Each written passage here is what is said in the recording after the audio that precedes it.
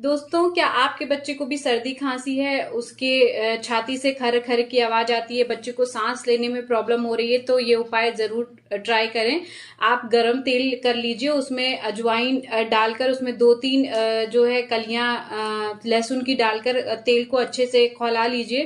तेल को हल्का ठंडा होने के बाद उस गुनगुने तेल से बच्चे की छाती को अच्छे से रगड़ रगड़ कर आप मालिश करिए। उसके बाद बच्चे को हल्के गरम कपड़े में लपेट दीजिए। लपेटने के बाद बच्चे को गरम कपड़े पहना दीजिए। आप देखेंगे कि बच्चे की जो खर खर की आवाज है और जो उसको सांस लेने में दिक्कत हो रही है, उसमें उसको राहत मिली है। तो इस तरीके से आप गुनगुने तेल में अजवाइन और लहसुन की कलियों को डालकर बच्चे की मालिश करेंगे तो आपको बहुत राहत मिलेगी। साथ ही साथ आप इस तेल को जो है बच्चे की नाक में भी एक एक बूंद डाल सकते हैं, जिससे बच्चे की नाक जो बंद होगी वो भी खुल जाएगी। वीडियो हेल्पफुल लगा होगा, सब्सक्राइब फॉर मोर।